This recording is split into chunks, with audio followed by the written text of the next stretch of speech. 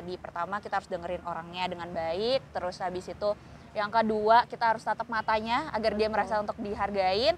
Terus habis itu yang ketiga kita menggunakan gesture dan language, body language yang bagus kayak gitu.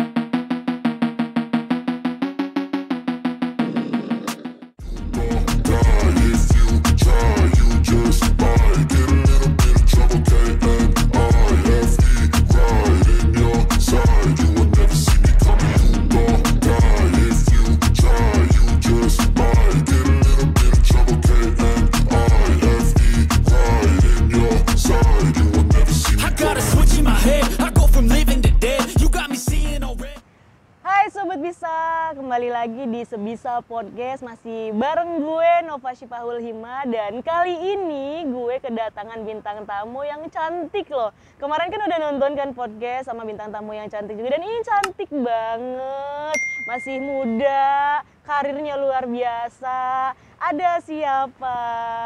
Halo Nova, perkenalkan aku Nadia. Aku adalah seorang public relations di sebuah kementerian di Indonesia. Terus saat ini senang sekali karena bisa bertemu dengan Nova dan juga teman-teman Sebisa. Kak Nadia, nama panjangnya Kak Nadia apa sih nih? Nama panjang aku Nadia Aryesta Komaladewi, tapi biasa dipanggilnya Nadia. Kak Nadia aja ya. Kak Nadia kayaknya masih unyu-unyu gitu kan, gemes-gemes gimana gitu, setuju nggak Sobat Bisa? Boleh nggak sih share atau spill kelahiran berapa sih Kak? Masih single nggak sih Kak?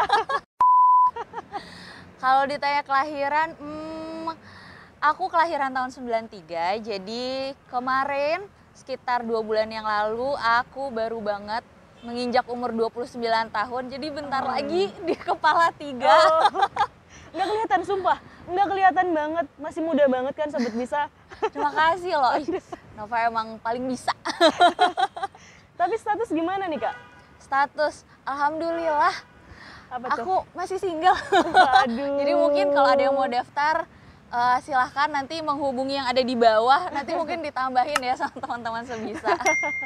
Berarti kalau ada yang mau ke rumah bisa ke alamat yang mana nih? Nanti mungkin bisa di DM dulu aja ya alamat rumahnya.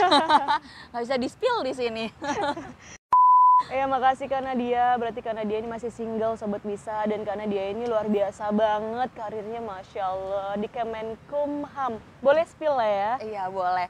Jadi aku kerjanya di Kementerian Hukum dan HAM sebagai seorang public relations atau humas. Kerjaannya apa tuh Kak?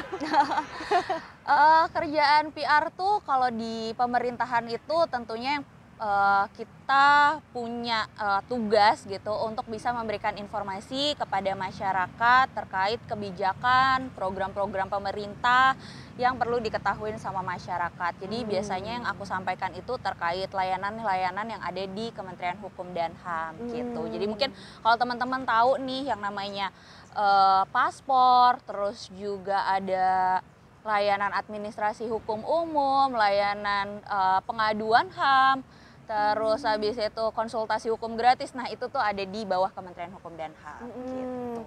Kayaknya emang kebetulan banget, bukan kebetulan sih, karena memang kalau di Sebisa Podcast ini Kak, kita tuh ngundang bintang tamu memang yang pakarnya gitu kan.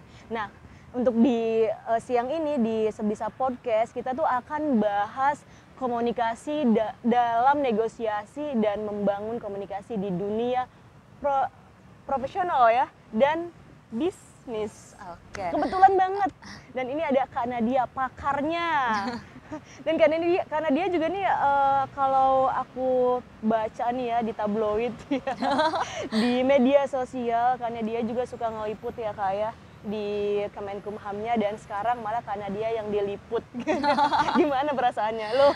Gimana perasaannya? Perasaannya deg-degan ya, karena biasanya di belakang layar, sekarang ada di depan layar. Tapi tadi yang kamu bilang itu karena kita akan ngebahas bisnis, jadi sebetulnya aku agak spill dikit gitu. Boleh. Jadi selain aku bekerja sebagai seorang PR, jadi aku punya kerjaan lain juga itu sebagai digital marketer. Jadi aku punya pekerjaan lain di sebuah startup gitu, dan di sana aku bekerja sebagai digital marketernya kayak gitu. Dan aku juga punya bisnis gitu, bisnis untuk skincare, facial mask gitu. Baru beberapa bulan ini, jadi mungkin nanti aku bisa share-share ke teman-teman sebetulnya komunikasi dalam bisnis itu seperti apa gitu, dan nanti kira-kira negosiasi itu seperti apa. Bener-bener.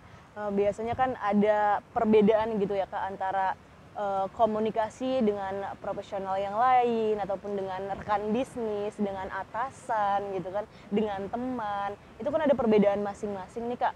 Berarti di situ Kakak memang udah men-skat-skat ini loh komunikasi sama temen tuh kayak gini, apakah bahasanya lo gue, aku kamu gitu kan. Kalau sama atasan Anda, Bapak, Ibu, kemudian untuk komunikasi yang lain bahasnya apa nih kalau sama bos gitu kan, kalau sama temen bahasnya apa nih, ada nggak sih kiat-kiatnya ataupun kriteria-kriteria tipe-tipe bahasnya kayak gini loh, jangan sampai kebablasan biasanya gitu kan. Kalau sama bos kan kalau udah deket tahu-tahu kebablasan, padahal nggak boleh ya Kak ya. Iya, betul sekali. Jadi mungkin kadang-kadang aku switch gitu ya, yang namanya dari birokrasi terus ke dunia bisnis itu emang harus disesuaikan gitu. Ketika aku ada di dalam birokrasi gitu, yang namanya pemerintahan itu kan cukup ketat ya gitu. Gimana cara ngomong sama atasan, rekan kerja gitu, atau juga sama bawahan kayak gitu. Jadi kira-kira pasti ada beda gitu. Betul. Untuk kayak aku nih di birokrasi itu cukup ketat gitu terkait komunikasinya. Ketika aku ngomong sama atasan aku, itu kayak udah sesuatu hal yang lumrah gitu ya. Kita ngomongnya kayak izin Bapak, Ibu kayak gitu. Mungkin kalau teman-teman yang kerja di swasta nggak akan ngerasain sih, tapi kalau kita kerja di pemerintahan itu tuh udah semacam etika dan aturan tidak tertulis gitu ya. Kalau kita ketika harus berbicara dengan atasan kayak gitu. Hal yang harus diperhatikan tentu ketika ngomong sama atasan itu harus sopan, santunnya itu harus dijaga gitu. Karena kan kita ngomong sama yang lebih senior ya, bukan tua tapi senior ya gitu kan. Jadi harus diperhatikan tuh sopan santunnya. Terus mungkin harus pintar-pintar mencari kalimat yang efektif. Kenapa? Karena memang atasan itu kan biasanya nggak punya waktu banyak ya gitu, karena banyak yang diurus gitu. Jadi ketika kita ingin menyampaikan sesuatu harus gesit gitu loh, harus cepat gitu.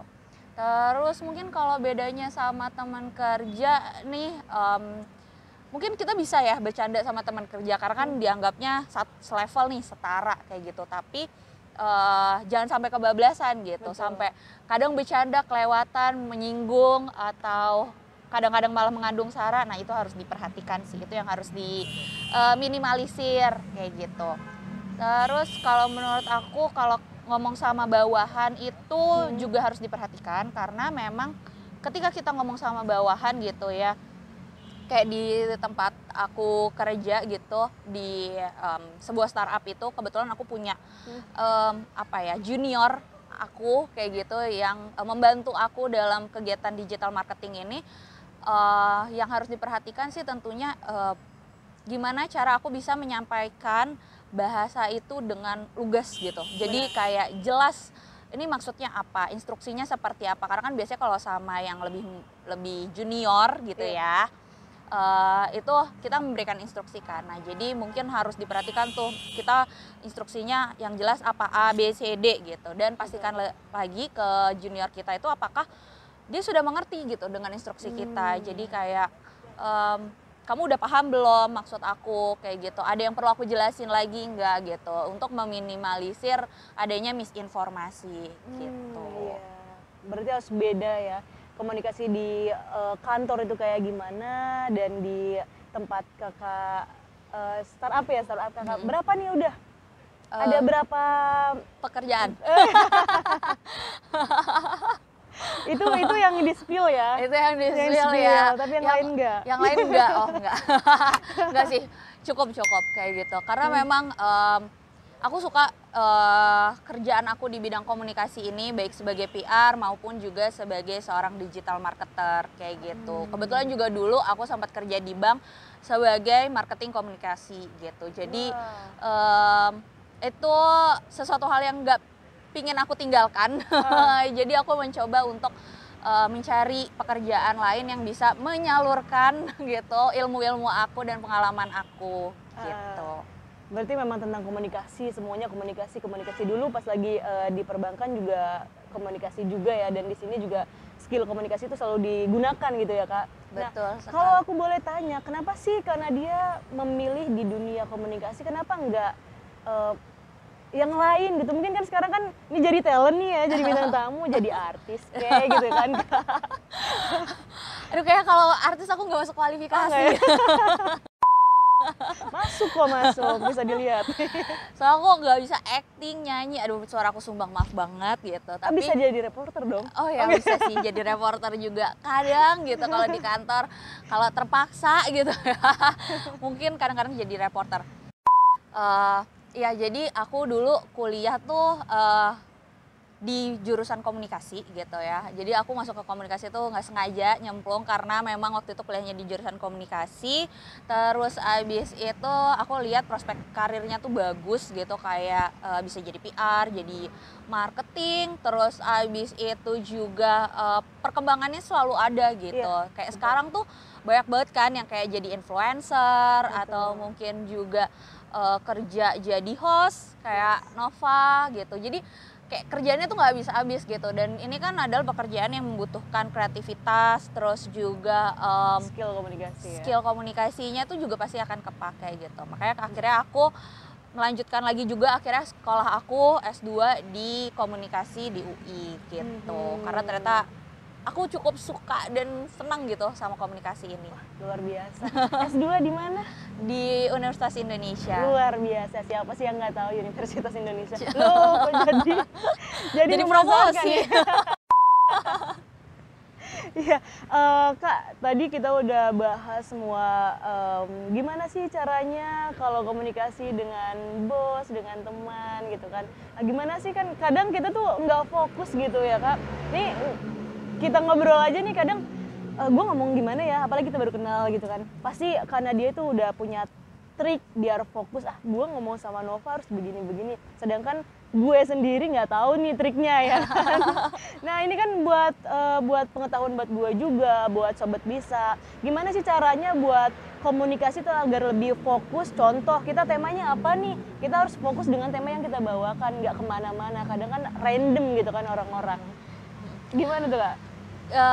Kalau dari aku sendiri ya, kalau menurut aku gimana caranya biar orang tuh fokus sama kita. Yang Betul. pertama sih kita hal yang paling penting dari komunikasi adalah sebetulnya kita harus mendengarkan dulu gitu. Jadi kayak kita dengerin orangnya, terus abis itu berusaha untuk menangkap sebetulnya orang ini tuh ngomongnya kemana. Terus kita coba untuk menjawab kata-katanya gitu, tentunya dengan gestur, terus juga body language yang bagus. Terus kadang kalau misalkan kita ngobrol gitu ya sama orang, jangan lupa juga buat natap matanya gitu. Jadi kita perhatikan dengan baik gitu, karena tujuannya tuh biar orang tuh ngerasa gitu loh kalau memang orang ini lagi ngomong sama kita menghargai dia. Kayak gitu. Jadi itu yang biasanya aku lakukan. Terus kadang aku juga, karena kita pasti mendengarkan dengan baik gitu, kita bisa nih mengajak ngobrolnya lebih jauh lagi kayak gitu. Jadi menurut aku tuh hal yang harus diperhatikan yaitu tadi.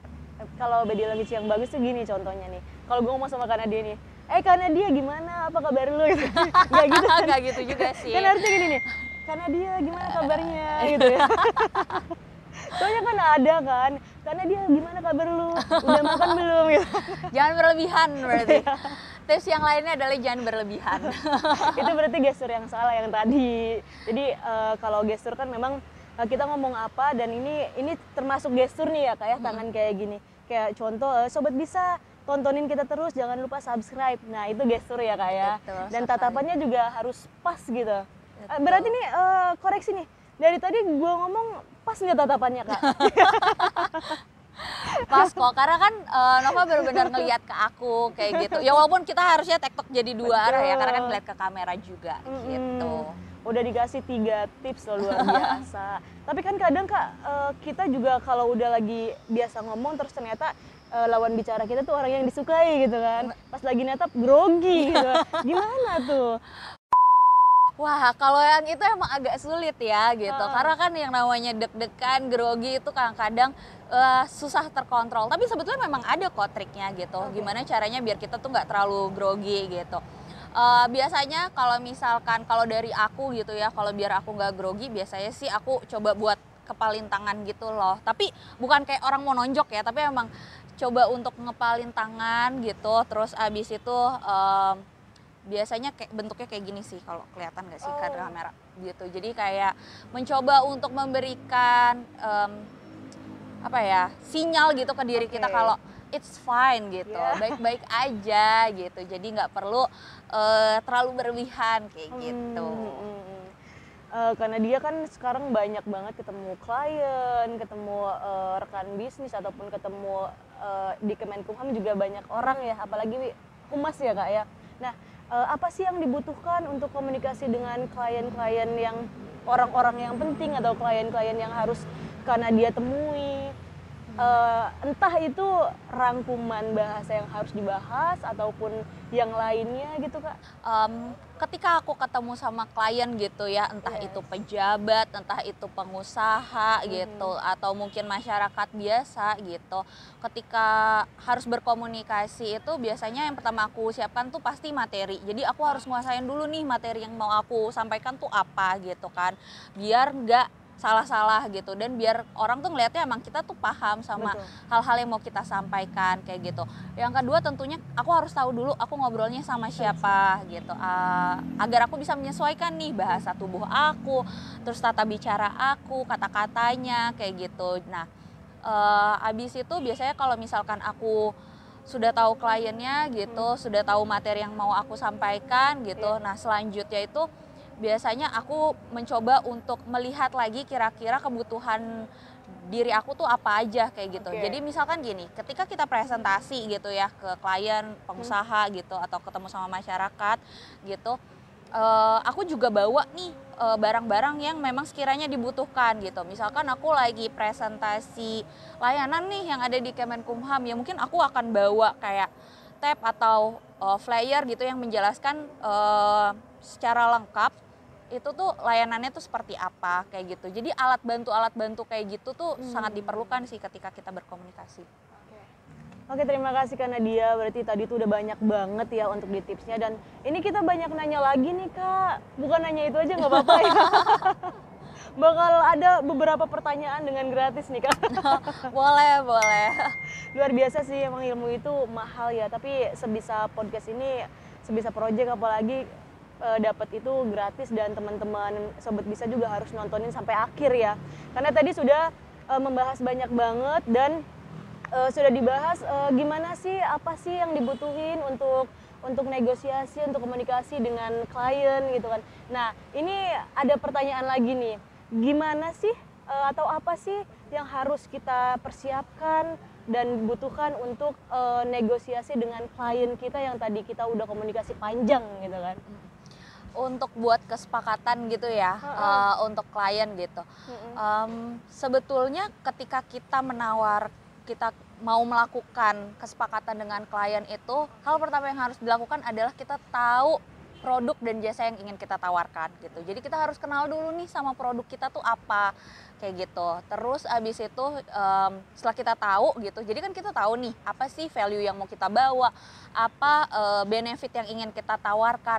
Nah, selanjutnya kita baru nih cari klien yang kira-kira cocok gitu dengan kita gitu. Nah, terus ketika kita ketemu sama klien itu, terus kita lihat juga nih profil kliennya gitu, dan kita telaah lagi kira-kira apa hal-hal yang bisa kita tawarkan yang menguntungkan klien, dan juga apa yang bisa diberikan oleh klien dan menguntungkan kita gitu. Karena sebetulnya inti dari bisnis itu adalah win-win solution gitu. Jadi kita tuh harus sama-sama memberikan solusi nih, tapi yang sama-sama menguntungkan dua belah pihak gitu. Jadi itu yang harus diingat ketika kita mau dealing sama klien gitu. Karena gimana pun juga bisnis itu kan saling memberi ya, Betul, kayak betul. gitu. Jadi kita nggak boleh tuh kayak mau menang sendiri gitu, kayak kita pingin dapat keuntungan tapi kita nggak mau rugi gitu, nggak mau ngasih apa-apa nih buat klien kita gitu. Nah, klien pun juga pasti sama kan, kayak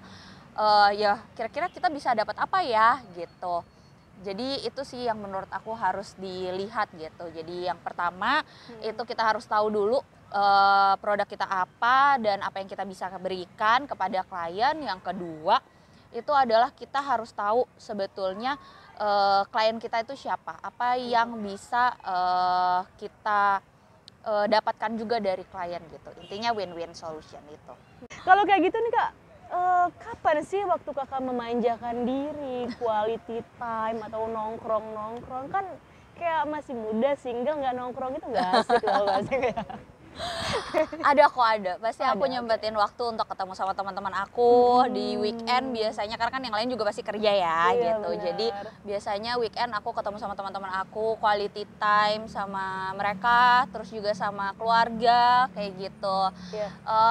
Cuman mungkin udah mulai berkurang aja sih waktunya gitu. Tapi bukan berarti nggak dilakuin ya, karena kan butuh healing juga nih kalau kata Betul. anak zaman sekarang gitu ya. Harus tetap ada self reward gitu. Self Dan reward-nya. healingnya itu juga harus ada gitu. Oke, ada lah ya waktu-waktunya gitu kan, quality time itu entah sama temen, sama someone, sama keluarga, atau memanjakan diri pakai masker produk sendiri gitu kan. Itu juga quality time. Karena dia, aku nanya lagi nih, dan ini tuh ditunggu-tunggu sama Sobat Bisa, pertanyaan yang paling brilian di momen ini nih Kak. Kak, bagi dong tips dan trik komunikasi yang baik itu kayak gimana ya, verbal seperti ini ataupun non verbalnya gitu.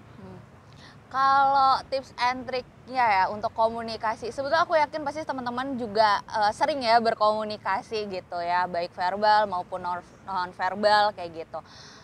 Yang harus diperhatikan tentu yang pertama itu sebetulnya adalah kata-kata gitu. Jadi gimana kita membicarakan sesuatu gitu, pemilihan katanya yang tepat, yang efektif, terus juga tidak menimbulkan persepsi yang salah gitu, yang tidak menyinggung gitu. Tentu itu yang pertama yang harus diperhatikan, kata-kata.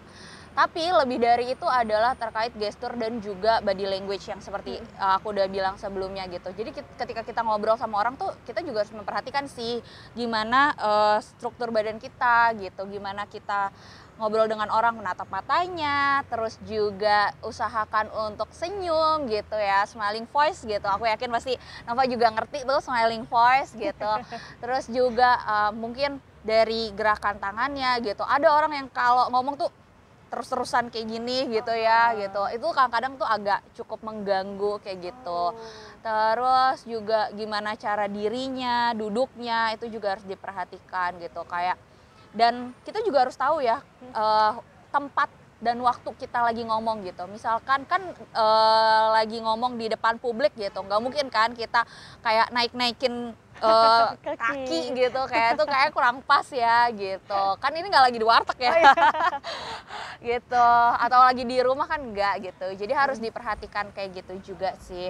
Terus tadi yang dari tadi kita singgung, kita harus tahu lawan bicara kita tuh siapa gitu. Betul. Siapa sih orang yang kita ajakin bicara kayak gitu. Apakah dia lebih tua atau sepantaran kita atau bahkan atau mungkin dia lebih muda gitu. Tapi bukan berarti ketika ngomong sama yang lebih muda terus kita bisa ngomong seenaknya ya gitu. Nggak gitu juga, karena kan ketika kita ngomong sama yang lebih muda, kita harus lihat juga, kita usahakan untuk berbicara sesuai dengan lawan bicara kita. Ketika lawan bicara kita remaja, ya mungkin kita harus menggunakan bahasa-bahasa yang remaja gitu. Ketika ngomong sama anak kecil juga kita harus menggunakan bahasa yang sesuai nih sama anak kecil kayak gitu. Kan nggak mungkin ya ketika ngomong sama anak kecil gitu terus kita pakai bahasa-bahasa baku yang itu nggak pernah kedengeran, itu nggak akan ngerti sih anak kecilnya juga gitu sih, kurang lebih kalau menurut aku. Terima kasih banget tips and triknya tuh. Kalau perlu dicatat. Ya apalagi Sobat Bisa semua kan sekarang kan zaman digitalisasi dan bisa ngendorse dan harus benar-benar diperhatikan untuk cara komunikasi yang baik, terus kalimat yang baik, dan itu termasuk skill yang harus dan wajib dimiliki oleh pengguna sosial media, apalagi ngendorse dan influencer gitu ya Kak ya. Nah, kalau itu kan kita bahas komunikasi verbal dan non verbal. Nah kita kan kadang dalam berbisnis ada yang namanya organisasi, ada perkumpulan, ada circle. Gimana caranya kita berkomunikasi dengan baik dengan tim, bukan dengan personal gitu? Ada apa bedanya juga gitu Kak? Oke, kalau menurutku pribadi ya, ketika kita ngebahas organisasi atau komunitas kayak gitu, atau mungkin juga dalam pekerjaan teamwork gitu ya intinya, Benar. itu tuh memang harus diperhatikan sih cara komunikasinya juga gitu, karena kan gimana pun juga itu ada di dalam suatu grup ya kayak gitu. Dan hal yang harus paling diperhatikan adalah karena kita bagian dari grup gitu, kita harus tahu grup itu sendiri gitu, tahu posisi kita tuh ada di mana gitu, tahu karakter orang-orang yang ada di grup kita tuh seperti apa kayak gitu. Kadang tuh nggak bisa kita samaratakan kayak gitu. Ya mungkin aku yakin ya teman-teman juga misalkan punya perusahaan gitu, terus habis itu atau punya komunitas gitu, pasti kan tahu ya, oh yang ini orangnya nggak bisa nih diajak ngomong yang serius gitu, atau diajak ngomong yang terlalu berbelit-belit gitu, atau kalau ngomong sama yang si B kayak itu tuh mungkin kita bisa pakai bahasa yang non formal gitu karena dia anaknya asik gitu. Nah kita tuh harus tahu sih sebetulnya karakter teman-teman kita sendiri, anggota organisasi kita tuh seperti apa kayak gitu. Terus kita juga harus tahu job desk masing-masing tuh kayak gimana gitu. Itu penting loh dalam suatu organisasi atau suatu perusahaan, suatu tim kayak gitu. Karena kita punya perannya masing-masing gitu, dan cobalah untuk tidak melangkahi dari job desk yang sudah kita tentukan kayak gitu. Jadi apa ya, harus diperhatikan hal-hal kayak gitu sih, biar kita sama-sama tahu dan sama-sama saling mengerti kewajiban dan juga tugas kita kayak gitu sih kalau menurut aku. Nah ketika lagi ngobrol nih sama tim kita kayak gitu ya, usahakan memang tujuan kita tuh untuk bersama kayak gitu, namanya juga teamwork gitu ya. Jadi kita punya satu tujuan yang sama kayak gitu. Jadi ketika sudah mulai belok atau gimana ya, coba untuk dirembukin lagi, diobrolin lagi agar visi misi atau tujuan goals dari tim kita itu bisa tercapai kayak gitu. Sumpah gue pengen tepuk tangan, boleh gak sih? Dari tadi loh, ini daging semua kayaknya. Luar biasa banget, itu banyak banget tips yang dibagikan. Bukan biasanya ada berapa tips dari ini, biasanya kan gitu kan Sobat Bisalah. Ini bukan berapa lagi tapi banyak tips yang udah dibagikan oleh Kak Nadia. Luar biasa banget Kak Nadia. Kak Nadia, boleh nggak sih share IG pribadinya? IG pribadinya apa? Terus bisnis Kak Nadia nih apa gitu, nama bisnisnya. Oke. Kalau ya ada sosial medianya juga. Untuk bisnis aku masih pakai Instagram pribadi aku gitu. Jadi nanti teman-teman nih bisa nih untuk kontak aku. Kalau mau nanya-nanya tentang komunikasi, tentang digital marketing, atau mau nanya PR, terus public speaking, atau mau nanya-nanya tentang bisnis aku, boleh banget untuk ke Instagram aku di @NADYA Ariesta KD. Nanti mungkin teman-teman dari Sebisa akan nulis Ada ya di deskripsi, pasti di ada. deskripsi ya gitu. Jadi silakan main-main ke Instagram aku. Nanti apapun yang teman-teman tanya silakan, nanti aku akan jawab gitu. Karena aku juga suka bagi-bagi apa ya, semacam tips and trick. Giveaway mungkin nanti ya kalau misalkan aku sudah mencapai target nih, saya akan bagi-bagi giveaway juga. Iya, nanti akan ada meet and greet juga ya. Bareng Kak Nadia. Waduh. Gitu. Kak Nadia pasti banyak banget nih quote-quote yang Kak Nadia miliki tentang komunikasi buat Sobat Bisa. Karena Sobat Bisa ini jiwa pembelajar tangguh gitu kan. Pengennya tuh nonton podcast ini memang mereka cari ilmu ya, dan memang kita suguhkan ilmu-ilmu yang sangat mahal banget, tapi teman-teman Sobat Bisa itu mendapatkan secara gratis. Itu memang tujuan Sebisa Podcast ini. Dan ini untuk podcast kali ini luar biasa banget, banyak banget ilmu yang bisa diambil. Biasanya ada 3 tips, 5 tips, 7 tips. Ini banyak tips yang dari tadi diomongin dan di-share sama Kak Nadia ya. Kak, quote of the day Quote tentang of the day. komunikasi kali ya, biar pas gitu kan. Quote of the day-nya apa ya? Komunikasi itu suatu kunci untuk keberhasilan kayak gitu, karena dengan komunikasi yang baik kita bisa menyampaikan pesan secara baik. Kurang lebih kayak gitu sih kalau Baik. menurut aku. Satu lagi ada kalimat terakhir itu. Ada quote lain selain komunikasi? Kan nih karena dia nih luar biasa aktivitasnya banyak banget sebagai bisnis swati. Pekerja berseragam ya. Dan biasa juga ngeliput-liput, kali aja ada share lagi quote yang lainnya gitu Kak. Ada satu quotes yang aku Lagi, oke. suka gitu. Ini dari seorang pelatih basket namanya Mike Krzyzewski gitu kalau nggak salah, aku agak lupa, dia pelatih basket gitu. Dia bilang kerjasama dalam tim itu dimulai dan diakhiri dengan komunikasi gitu. Jadi pertahankan komunikasi yang baik di dalam tim kamu gitu. Tetap tentang komunikasi. Soalnya emang pakar komunikasi. Oke Kak Nadia, terima kasih banget udah berapa puluh menit kita ngobrol dan isinya ini daging semua, ibarat kata kalau kita makan steak ini nggak ada campurannya dan semuanya tuh daging sampai kenyang banget gitu kan. Makasih banget Kak Nadia, kapan-kapan kita undang lagi ya, dan tetap pantengin Sebisa Podcast. Jangan lupa Kak, tolong dong bilangin like biar nge-like mereka Kak. Jangan lupa ya teman-teman untuk like, komen, dan subscribe di channel Sebisa Podcast. Di sini. Sebisa Project channelnya ya. Oke, jangan lupa di Sebisa Project. Ada di sini nih. Di sini. Share juga jangan lupa. Oke Kak Nadia, terima kasih. Terima kasih Bye-bye. banyak. Dadah. Sampai ketemu